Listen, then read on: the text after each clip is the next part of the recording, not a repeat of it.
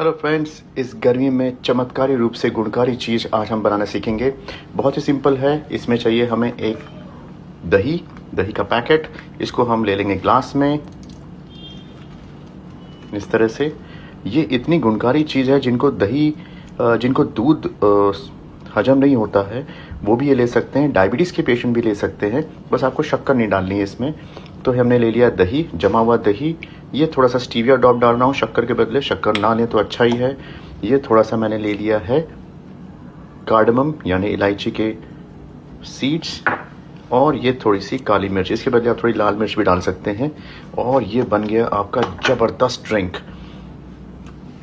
बहुत ही बढ़िया है, ठंडा रखता है, ताकत देता है, इंस्टेंट एनर्जी देता है और पेट के लिए अमृत है। डायबिटीज़ का पेशेंट भी ले सकते हैं।